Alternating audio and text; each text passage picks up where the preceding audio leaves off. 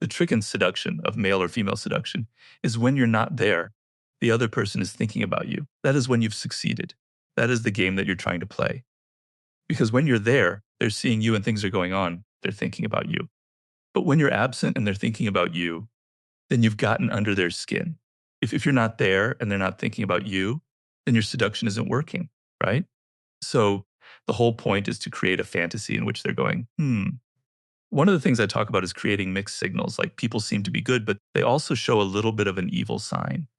And so the woman is thinking, who is this man? Do I really know him? What is he really about? It kind of, I'm intrigued. And he's sort of touched on certain fantasy and points, and her imagination now takes over. She starts thinking about him. She starts imagining him as if he could be playing one of these great archetypes of the male seducer, right? He could be the rescuer. He could be the hero. And so because she has an imagination, a vivid imagination, she's enveloping him in all of these fantasies from her point of view. And so if the male seducer knows how to feed a little bit her imagination so that when he's not there, she starts enveloping him in this. There's the great writer Stendhal, the French writer, who wrote a book on love. He compared it to these limbs of trees that have been dropped into this mine, this crystal mine in Germany. And when they pull them out, they're full of crystals. And he calls falling in love this crystallization method, where in your mind, crystals are forming, where you're imagining this person is fantastic as an ant, has all these fantasy elements. Well, if the woman has no imagination, is so matter of fact and so businesslike, you could do all of tasks in the art of seduction, and she won't be thinking about you. She won't be enveloping you in these fantasies. hmm What's interesting then in that imagination, I wonder if it's even worse in today's society because you've got social media. People look online before they go on a date and they see photos of somebody. And then they have this whole imagination of what that person looks like. If that person then that's got this wild imagination where they see, let's say, a guy with a dog, and they're like, oh my God, he loves dogs. We're going to come together. We're going to have this dog family. Like, he's my person. And that whole idea of the imagination before you've even gone on the date is even more dangerous now, probably. You're talking to somebody a little bit older. I mean, a lot older. But so I'm back in the day where I had to go to a bar or I had to go actually had the cojones to go pick up a woman, right? I didn't have all this crap. So yeah, if you're a male seducer, you know how to create that fantasy by having a picture of holding a little cat. Oh, he's so sensitive and wonderful. Or a dog, and creating this kind of image that's going to feed women's imagination. She's hooked. He's got the little hook in her. He can take her wherever he wants. So using that and being very clever with how you present yourself with the image and the words that go with it, you can feed that imagination factor. Yeah. Okay, so what I've done is I've actually pulled out. So you have a so that's your process in your book, and I've pulled out some of the ones that I just find utterly fascinating that I would love to really talk about. So number two, actually, I only got to number two. Is 24 to go. Yeah, I know. Well, I was going to go through all of them, Robert, and I was like, if only I could keep you here for multiple hours, I would, because I adore you so much. But what we've done is I've just pulled out like the ones that I think my audience would really find powerful. So you've got number two, which is create a false sense of security. So when a man's trying to seduce a woman, the woman has a wariness. Women have much more to lose in a seduction than the man, right? Men, they'll sleep with anybody practically, right? We all know that. A woman has much more to lose in that process. So women are wary, right? And so you have to overcome their wariness. You have to create some trust. And if you're an honest seducer, you're creating honest trust. But if you're a dishonest seducer, you're creating a false sense of trust. And one of the strategies that I talk about is you become their friend. And when you're their friend, and this is a longer seduction. It'll take several months because you can't do it in a couple of days. When you become their friend, you don't seem so threatening. The trust element comes into play, right? You see them as someone who genuinely for a woman, for a man who wants to be their friend. Well, on one hand, it might be insulting that he doesn't see me as attractive, but on the other hand, he wants to be my friend. And that's very kind of flattering. Well, you get that friendship going, and then you inject something else. You start bringing in some of that sexual element, some of that erotic element, and the trust element that has been established makes it very difficult for the woman. She becomes very confused. And because she's been emotionally connected as a friend, it's like a bridge to creating a connection sexually. So starting off by lowering their wariness of you, their suspicion, by trying to be their friend means, oh, he's not just interested in sex, but he might be just interested in sex, but he's using this tactic to kind of lower your suspicions about him. I hate to say that it's genius, but it's absolutely genius. As a woman, as you're talking, I'm literally thinking to myself, yeah, you would trust him. Because in all honesty, Robert, if I went out, let's say I wasn't married and I went out with a guy and I was like, I'm not sure if it's a date, it's a group of us, you as a woman, you absolutely have one eye open the whole time. You're like, is he going to make a move? Like you're just aware of that constantly. If he doesn't then make a move a week later, 2 weeks later, and he's genuinely asking me about my family, yeah, yeah. Like I actually completely understand why as a woman you were like, well, he actually likes me. Me for me, not me as potential object, not me as a one night stand. And then that does allow you to lower your guard. Yeah. The way to see through that tactic is this attempted friendship genuine or not? And that's a tricky question, right? But that opens up the whole thing about being sensitive to the nonverbal cues that you pick up from person. Because what often happens with women is that they sense something is wrong with a man from the first time they meet him, but then they drop the suspicion very quickly. They think, oh, he's not so bad, or I had it all wrong. But actually, that first instinct was very right. So you have to trust your instincts, and you have to trust that this person that is trying to become your friend, they're giving off signs that there's something kind of cold about it. It doesn't feel genuine, right? It feels like a tactic. And we can get into that later because I would love to actually, if you don't mind, just giving us a few now. So one thing that a man will do if he's using this kind of tactic is he's in a bit of a hurry, right? Because Jesus Christ, I don't have 6 months to become friends with this woman. I want to sleep with her tomorrow, right? So he's in a bit of a hurry. So his effort to be a friend is kind of rushed. He really likes you, right? But he's he's texting you, he's talking about you, asking you questions and all these other things. But it's all in a seems kind of rushed. In a period of like a week or so, he's suddenly your friend now. That is a sure sign that something else is going on. Because if you genuinely want to be a friend of someone, you're willing to take your time, right? So calculating seducer is probably after sex fairly quickly, right? Or an abusive relationship. So they're not willing to take their time in that area. But also, as I said, people who are narcissists, and that's a pretty broad category. But a big category of the cold male seducer, you can kind of pick up the signs in them. So they're asking you questions, they don't seem genuinely interested. There's a kind of coldness in their eyes. I say the classic nonverbal cue of a narcissist is there's a disconnect between their eyes and their mouth. So they smile. Oh, yes, that's so interesting, Alicia. But the eyes are dead. Their eyes are not. When someone's genuinely interested, the whole face lights up. You can't fake that. But what you can fake is a kind of a smile, but the eyes reveal. So there are signs that the narcissist isn't really emotionally involved. But the problem with a lot of women in this situation is they're not attentive. They're thinking about themselves. They're projecting onto the man images from their childhood, their father figures, previous men who've hurt them. They're not in the moment. They're not reading the fine grained nonverbal cues that the other person is getting. They're thinking about their problems, their history, their fantasies. But you have to focus. You have to be in the moment. You have to look at them and see if that interest that they're showing to be your friend is actually genuine or not. And the face will often reveal that. Oh, that's so good. One thing I'd like to add as a woman that also, as an adult woman, I feel like I have neglected and ignored my gut intuition. And so I think a big part of it is we have the gut intuition. We've been told our whole lives, or we feel like we've ignored it. We've told not to trust it. And so now I think it actually is useful to start to learn and trust your gut intuition again so that when that sort of thing happened, you don't go, well, it must be crazy. I must be crazy. Just believe what they say.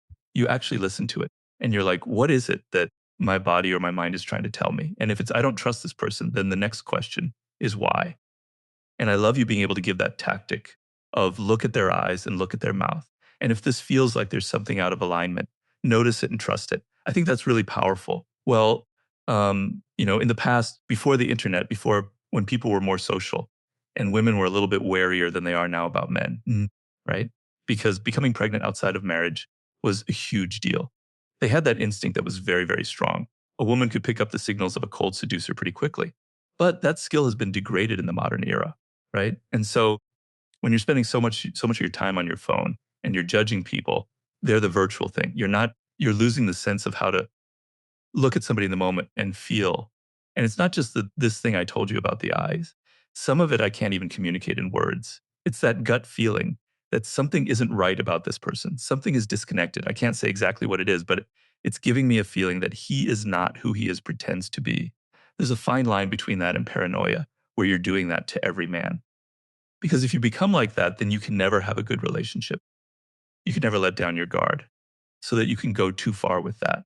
But you should have the initial stages of relationship A woman should have a little bit of suspicion, a little bit of wariness. That has to come down. He has to earn your trust. It can't just be this instant thing that happens. Oh God, I love the earning, the trusting. I think that's super important versus just give your trust over. Um, One thing I started to do was really start to learn my own intuition and almost train it and think of it like a skill set because I've been ignoring it for so long and it keeps showing up and it's like I need to start listening to it. So instead of just taking it for fact, what I started to do is every time I had a gut intuition, I would write it down. Can you give me an example of something? Yes. Somebody gave me some signals where I'm like, I don't know if I can trust that person. There's something. And I don't know what, because on paper, if it was a script, it would read very normal. People would be like, there's nothing wrong. But there were certain things that they said that made me think they weren't trustworthy and they were a flake. I had zero proof. And every time I tried to articulate it, I was like, I think I'm just imagining it, but it feels real. And within a month, of course, it completely played out the way that my gut had anticipated. And they were proven to not be trustworthy. Yeah. So that allowed me to encourage myself to listen to nonverbal cues more. It's very important. Yeah. Yeah. All right. I want to go on to the next one now. Number three. Number three, I was like, I was like, I got to reduce it. They're just so good, Robert. They're so good. You mentioned this earlier, but you said mixed signals. So talk to me about mixed signals. Well, it's a very powerful seduction technique. It preys on a very elemental part of human psychology. It's something that I don't think people are so good at anymore. Um, but the example I give in the book is of this woman who was a fantastic seductress in the beginning of the 19th century. I believe it's Madame Récamier. She was so angelic. She was just so pure and so chaste. She played the harp. You know what? That's an instrument that angels play, right? There would be salons where she would be playing the harp, and there would be other musicians there. And she was very beautiful, and the men would like going crazy about her. But then what she would do is she'd be playing the harp, and then she would shoot this man a look that said something else, something a little bit sexual, something a little bit naughty. But then it was gone, and she was playing the harp again. And he'd be going, "What the hell was that? Did I just pick up like some kind of interest in me that was physical?" But then she went back. She's so angelic. She's so unlike that, right? What is it? Well, that triggers the fantasy element, right? The person is a puzzle.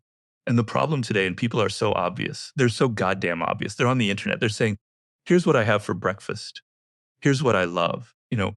I'm just opening myself up and this is who I am, right? But seduction involves a little bit of mystery, a little bit of fantasy. It's not like everyday life. It's not like things on Instagram. It's something different. It's theater. That's what's exciting about it. Okay. So if you're the male seducer, he will be someone who seems very trustworthy, very honest, very solid. He went got an MBA. He's working for Goldman Sachs. But then he reveals something a little bit rock and roll, a little bit rebellious, a little bit like takes something else about him that doesn't quite click. Wow. I didn't know who this guy is. Maybe he's more interesting than I thought. Maybe he's not so buttoned up and so controlled as I thought. There's another aspect to him. The element of surprise that you don't know who someone is what fascinates us about a movie. When you create a character and suddenly on screen they reveal a trait that seems out of character. Wow, that's exciting. That's what makes you. That's how movies work, right? It's the same thing in real life. You create a sense of you don't know who I am, but it has to be subtle. It's not like you're not Dr. Jekyll and Mr. Hyde. You're not half evil and half buttoned down banker. You're 95% banker. You're 2 or 3 or 4% of this other thing. It's a little peek of something else that intrigues, that creates a fantasy element, okay? Now, how a woman could sense that that is a tactic, it comes back down to that nonverbal element. Or the other thing is analyze what it is that's intriguing you, what it is that's making you think about the person. So, from the woman's point of view, the ability to stand back and analyze the situation instead of getting immediately rushing in emotionally, is probably the best thing overall for the whole thing that we're talking about today. Okay, so number 5. See, I ditched number 4. I ditched number 4. We got create a need. So you put stir anxiety and discontent. Well, that's one of the more evil tactics. I don't deny that. I hate to say it because I'm not really into the whole. I'm certainly not into the pickup artist scene, right? And people have associated my book with that because I want my book to be something a little more elevated than that. But in the pickup artist world, they have the thing called negging. Negging. Oh, negative, where you tell the woman something negative about them. Well, that creates a kind of a wound in them. Mm-hmm. That gives you now room to like now your next step is sort of kind and interested in them. But they're feeling like they want to kind of satisfy what you were criticizing. So creating a wound, creating a need for you is what a classic seducer will do. So you're pinpointing a vulnerability that they have, something that's missing in their life, and you're going to be the one that provides it. So if you actually create the need in them by something you say, and then you're the one to satisfy it, it's a very, very potent seduction technique. Now, the thing that happened with the game and the pickup artist scene in Los Angeles is that so many men were using these tactics, were using that negging tactic, that the moment a woman heard that she knew this guy's pickup artist and they weren't interested in it. So it stopped working after a while. But if you see a man doing that, if he's like kind of criticizing you in subtle way, but then it's covered up by other things going on, maybe be feel like that was a tactic, that wasn't genuine, that he was doing that to kind of make me feel insecure, because an insecure person is more vulnerable to being seduced than totally secure person. Yeah. The problem is when you're insecure, if they touch on your insecurity in that moment, I don't think you think they're trying to touch on my insecurity. You almost think, ouch, that really hurt. God, I knew I was bad at that. See, I told you so. And it almost reconfirms what you're thinking instead of highlights that they're trying to seduce you. That's very true. Coming up, a seduction is you're taking somebody out of that world and you're taking them into something different, heightened, more dramatic, more interesting, more theatrical. All right, guys, we're going to get right back to the conversation with the amazing Robert Greene. But first, I want to talk directly to the badass content creators watching Women of Impact. When you pour time and love and energy into the content that you're creating, just like I do, you know that creating short clips for social is actually important to help people come and watch your message and your show. But it also is actually freaking tedious and time consuming. So that's why I think you're going to freaking love Opus Clips. Now, Opus Clips makes it so damn simple to convert your long form videos into short social media ready clips automatically using AI. We use Opus Clips right here on Women of Impact and Impact Theory. And every single person absolutely loves how it works so damn well to be able to clip emotional, powerful moments from these episodes that you watch to then share on social. So trust me, my homie, just go and give Clip anything by Opus Clipper, try for yourself and see how easy it is to use. Now, you can actually go and try it for the next few weeks for absolutely free when you click the link in the show notes. Guys, that was absolutely free, so you have no fear of loss. Go check it out. And if you love it, use it. And if you don't use it. But I have a feeling you're going to love it. All right. Now back to the episode, which is why sometimes you have to be able to like withdraw from your emotional responses and analyze what's going on.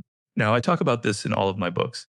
It's we're emotional animals. We're not rational creatures despite what we might think. So in the moment, you're always going to be emotionally involved. You're going to be upset, but also you want to show the other person that they're wrong about the insecurity they created, which is a seduction technique. So in the moment, as you say, you're feeling that, and there's no way you're going to get over it. It's going to embroil you in a thought process that's going to make you even more insecure. What you need to do is the next day you need to look back at what happened and think about it and analyze it when they're not in your presence and go, what really went on? So that would be a tactic I would really, really emphasize. On like a first date, particularly the next day, mentally review what they did and what they said and think about whether it seemed like it was genuine or natural, or if there might have been some kind of manipulative game going on, and kind of analyze it a little bit. Because it's hard to do that in the moment. Do you find that it's harder to even do that when you're like the closer you are to the person? So on the first date, I think it may be a little easier to disconnect yourself, to be like, hang on a minute, that was a little rude. Versus if you're doing it, let's say, to a parent or a sibling where you're like, that was really offensive. Do you think it's harder? And then if so, are there any tactics that you have seen or used where it's like, even if you care about them and you love them, like if it was my husband or your wife, like how do we still look at that without emotion and still be able to identify that maybe it was a tactic? Well, it's not always a tactic. I mean, I've known situations where a parent will make a comment about a woman's weight, a kind of a comment, and it's not like the person doing that has some kind of nefarious thing involved. They just don't know how to control their mouth. They're being passive aggressive in some way, right? And as you say, if it's like a parent or somebody you've been involved with for several years, it's much, much harder to take that distance. But it's very important. Now, I know people in my life who know how to trigger me like that and say something like that. And I do get upset, even though I've written all the books about not getting upset because I can't bloody well help it, right? And then I might react and do something that I kind of regret. And then I analyze it. And then I go, what went on here in this situation? And I unspool it. Now, it's easy for me to say that because I've been doing this for years. It's why I write books. I understand that having a distance when a parent says a comment that's kind of biting or cruel, It's very hard to like the next day to think about that and see. But in general, I try to promote this philosophy that what people do to you is not personal. Now, people have a very hard time with that going, well, what do you mean it's not personal, Robert? Well, what I mean by that is when somebody says something malicious or cruel, or they're not really aiming it at you, they're having problems from their own past. They're aiming it at their parent. They're aiming at a sibling. They're aiming at a previous boyfriend or girlfriend. They're aiming it at a colleague that at work that did something to them. It really isn't personal about you in particular. It's about them and their problems. So if you take the angle that I'm not going to get emotionally involved with this because it really has nothing to do with me, that is incredibly liberating thing to develop. I'm not saying it's easy, but that should be like the end game of a lot of our kind of self-help. I tried to do that recently, actually. It really worked. So I got a very negative comment in my YouTube channel.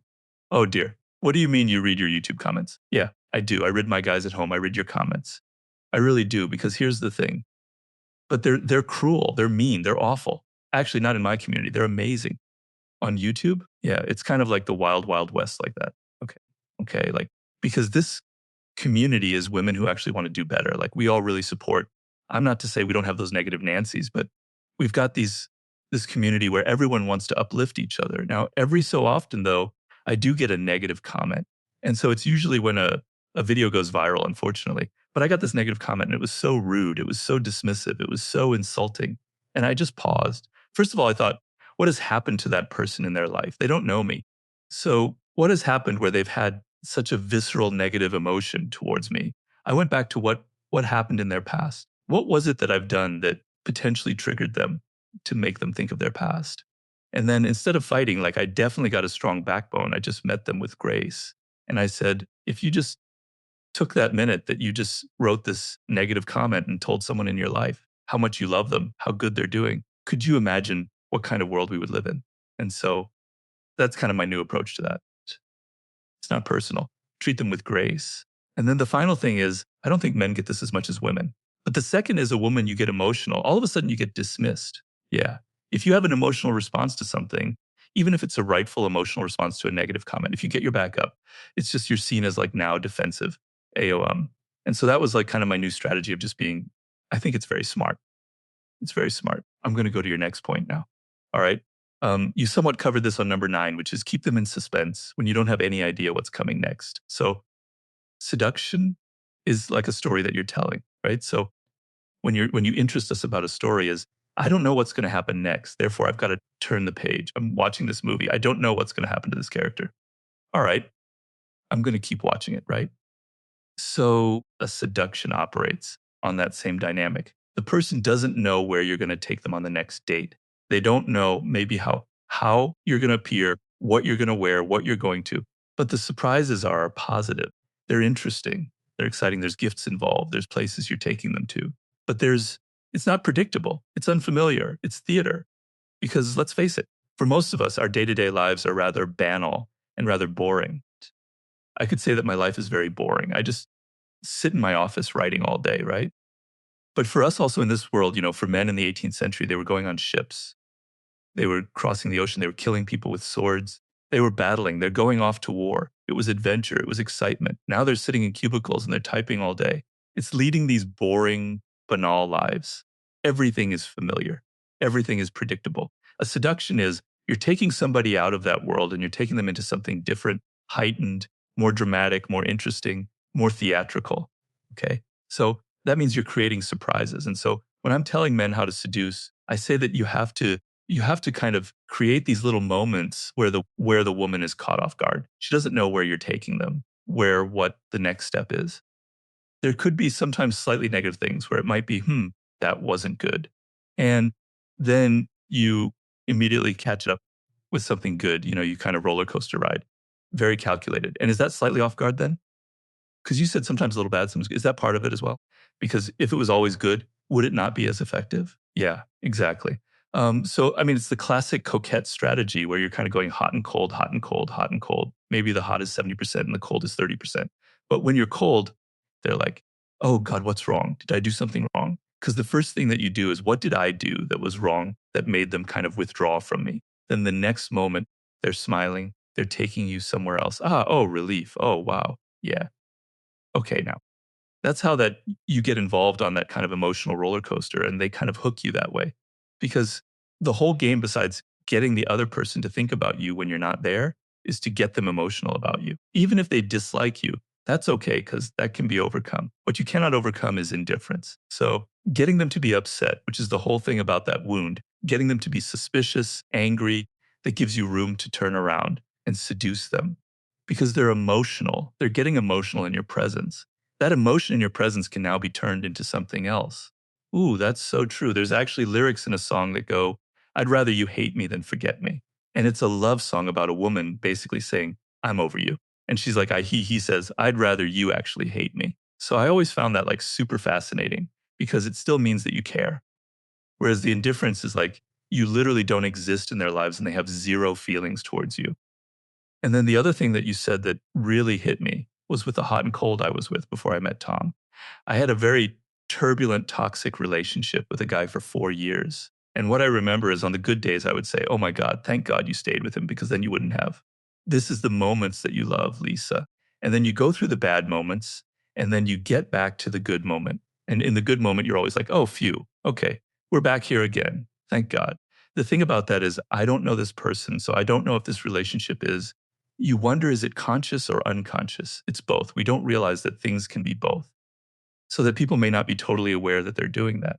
But there's a part of them in the back of their minds that know that they are kind of creating this hot and cold game. They're creating a push and pull.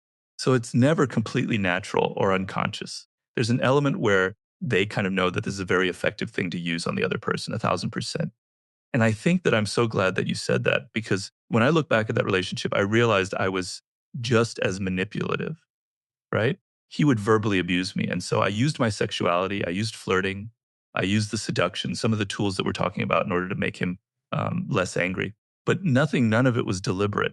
It was all I had a feeling. I knew that this worked. And so, okay, cool. He's mad with me. Let me use this. So I'm so glad that you said that because I didn't do it deliberately. It got the result I wanted. Right. Okay.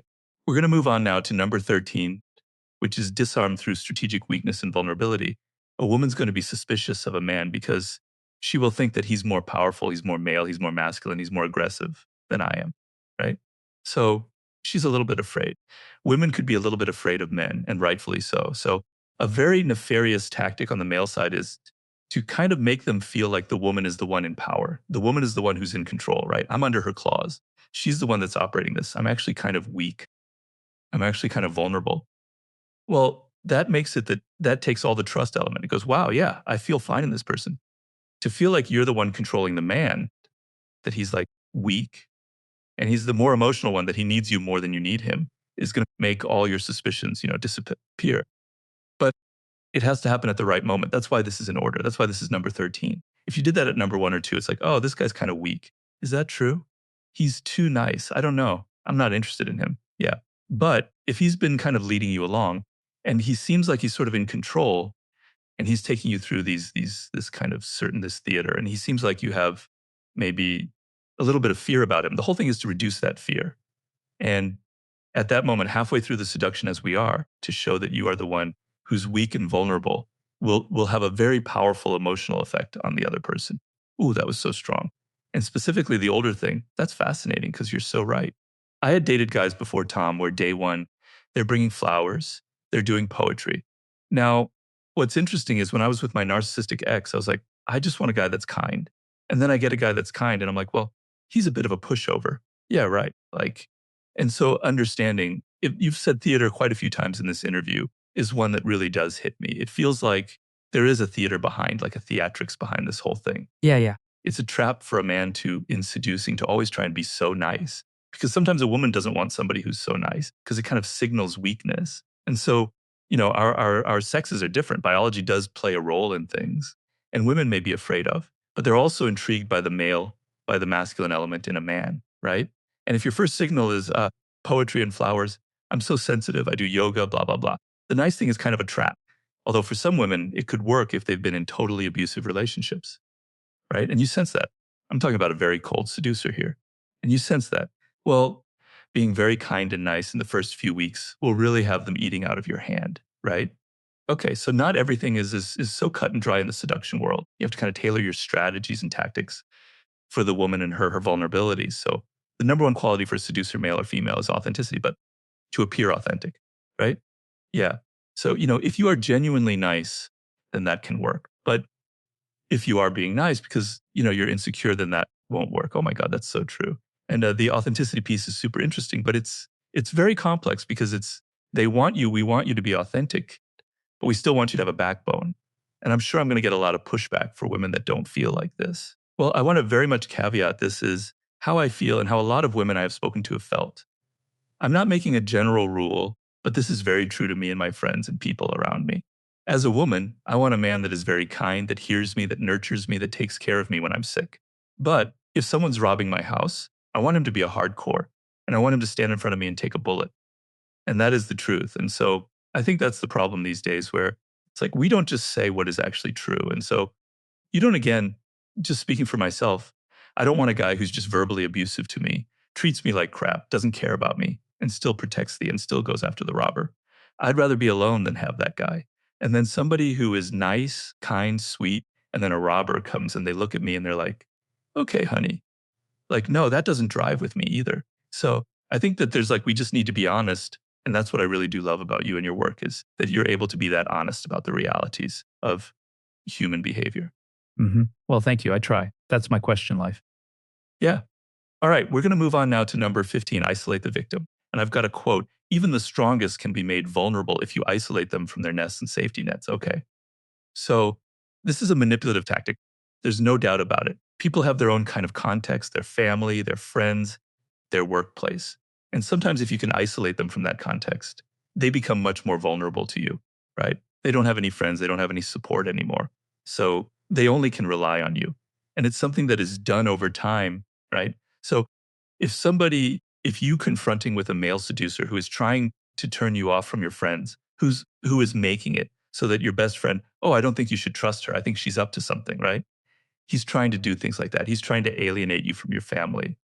I think your parents were really awful to you, etc., is a very classic technique because in your sense of isolation, you're much more vulnerable to getting support from this particular person. And so, one of the tactics that I talk about in the book is taking the person to another country, to another place, where they even on a holiday or vacation, where they feel unsupported, where they feel a little bit alone and isolated for several weeks.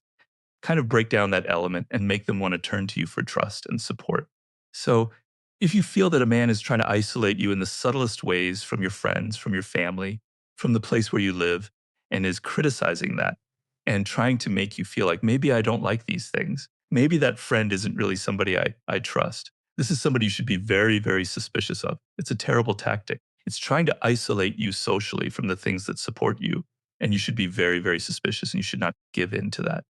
hmm One of my favorite analogies is, have you ever seen like water that drips on a rock? And if it goes over and over years and years, the rock ends up changing its shape. I think of narcissistic tactics as is that analogy, because as you were describing it, imagine you have the person that's subtly giving you these negative comments about your family, subtly giving you these negative comments about your friends. Over time, you end up starting to question it. You start to look at something you never would look for. And before you know it, that slow dripping effect that your toxic partner has had on you has eventually changed the way that you see the world and the way you see people around you. Right. Right. I've also had on my show some occult expert, and it was a guy who literally assesses cults and tries to help rescue people from cults. And one of the tactics is they remove you from your family completely. They become your family. hmm Yeah. And then they put you in an environment where everyone believes the same thing. That way, if you go to speak up, everyone looks at you like you're the outlier, like you're the crazy one. And so that isolation where you don't have anyone to turn to kind of like, like, is this normal? Is this right? Like, you don't have those people around you to ask. And so now you end up feeling like it's all on you or like you're going crazy.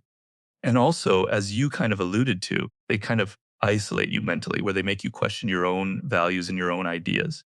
So their values and ideas now are the only ones you can rely upon. So one of the isolations is from the things that you and your brain kind of used to support you that you rely upon, the values that you hold dear. If they can chip away at that, then you're even more isolated. You're even more vulnerable. How would they chip away at a value? Can you give me an example? Let's say you're a religious person and you believe very strongly that in, and your belief in God is something very important to you. And they start kind of chipping away at that about that's so irrational. How can you in the 21st century believe that somebody changed water into wine and walked on water? How ridiculous. And they're being more subtle than that. But they're slowly chipping away at a very important value that you have, which is your faith in God, right? And then just thinking about like if they did it in a mocking tone. Yeah. Like I think that would be even more insulting because it's this like little comment. And then if you say, well, hang on a minute, that was really offensive. Then again, that person can come back and say, oh, you're so sensitive. Exactly. And they just keep turning it back. Yeah, it just keeps turning it back on you. The strategy is about insinuation. You insinuate doubts into the other person. Well, that's unfortunately powerful. So we're going to go to number 18 now, which is stir up the transgressive and the taboo. I actually was shocked to see that. So talk to me about why stirring up the taboo actually helps as part of the seduction. Now, what shocked you about that? I just thought it would be maybe like if someone's a little prudish, it may be like a turnoff. Like, oh my God, I can't believe you said that. And people can sometimes almost be offensive more than it is like intriguing. Well, seduction involves by nature an element of transgressive and taboo. So the word itself has this kind of edge to it where we're sort of attracted to it, but we're also a little bit afraid of it. It's like something that could be very exciting, but there's also something a little bit evil about it, a little bit naughty. And if it didn't have those two elements, it wouldn't be this very powerful word that attracts us so much. So people who are pretend that they want everything to be so comfortable and easy and perfect in their life. They want everything to be good, everything to be sweet and angelic. But people are complicated. They desire the opposite of what they say they think they want, right? So underneath every what one of our desires is secretly something else. Secretly something maybe the opposite that we want. But we're not aware of it. And so if everything in the seduction were so smooth and wonderful and pleasant, he's giving you chocolates and roses and wonderful, it doesn't have that edge to it. We want an edge to things in life, otherwise we're not interested in it. It gives it something a little bit of whiff of danger. It's something we haven't talked about.